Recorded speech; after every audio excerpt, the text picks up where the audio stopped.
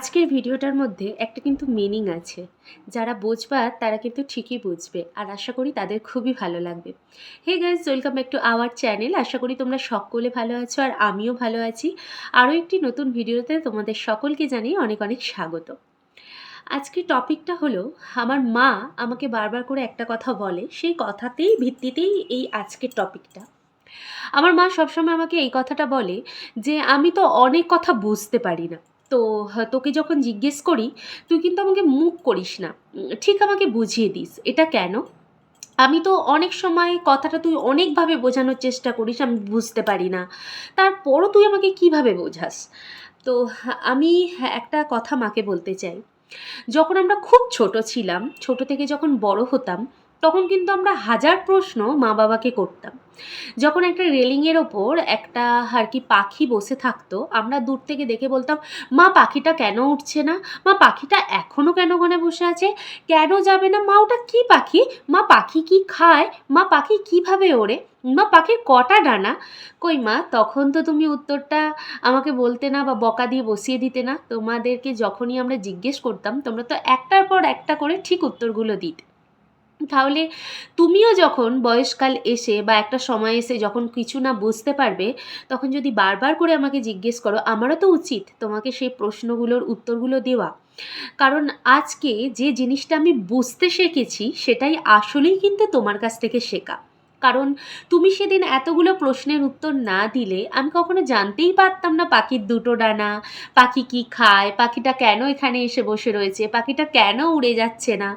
সেই রকম কোনো কথা এমন থাকে যেগুলো তুমিও বুঝতে পারো না, আমার কাছে এলে আমি সেটা তোমাকে বোঝাতে পারি। প্রত্যেকটা মা বাবাই চায় তার সন্তান তাকে বোঝাক, তাকে চলাক, তার ওপিনিয়নটা আমাদের কাছে দিক। কিন্তু এখনকার মানে জেনারেশনে এসে সন্তানরা কিন্তু অন্যরকম হয়ে গেছে। এখন একটার বেশি দুটো প্রশ্ন করলে ধ্যাট ধুট ত্যাট তুট করে মাকে বসিয়ে দেয়। কিন্তু সেই মাই দিনের শেষে ঘরের মধ্যে বসে থেকে ভাবে, আমার সন্তানটা খেলো তো, আমার সন্তানটার শরীরটা ভালো আছে, সন্তানটার বিয়েটা তো দিলাম, জামাইয়ের সঙ্গে ভালো রয়েছে, জামাইটা ভালোবাসছে, ঠিক করে খেতে দিচ্ছে।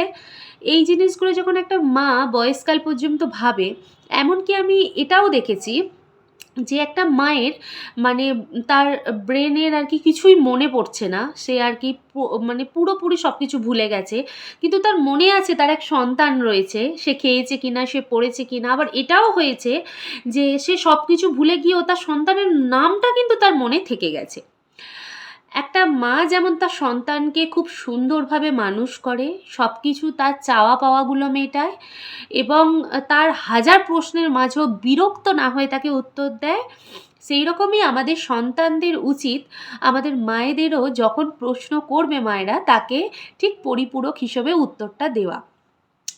কারণ তাকে যদি আমরা মুখ করে সরিয়ে দিই বা দূরে সরিয়ে দিই, সে মন থেকে কষ্ট পাবে এবং তারও তো একটা সময় সে মনে হতে পারে যে আমরা তো অনেক কথা ওকে শিখিয়েছি, কই আমরা তো তখন বিরক্ত হইনি, তাহলে আমাদের সন্তান কেন এরকম হলো?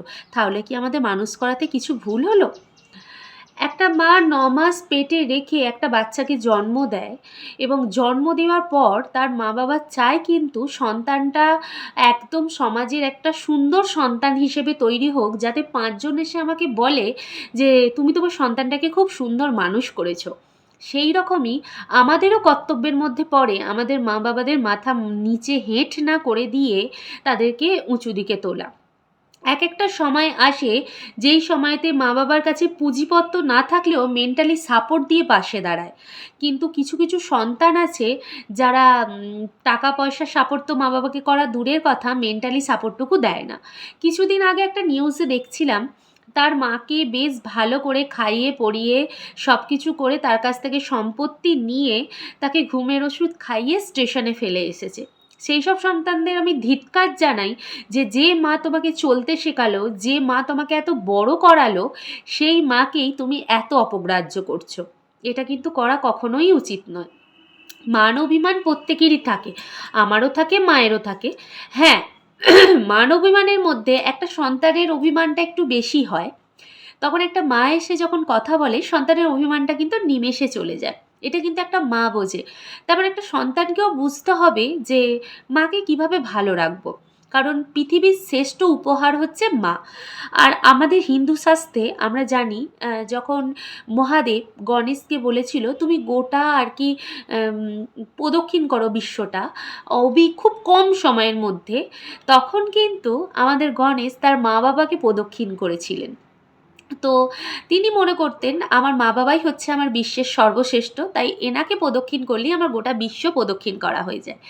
তাই সমাজে হাঁক ডাক নাম না করে নিজের মা বাবাকে যত্ন করো, মা বাবাকে খুশি রাখো, মুখে হাসি রাখো, দেখবে পৃথিবীর সবটুকু তুমি জয় করে ফেলেছ।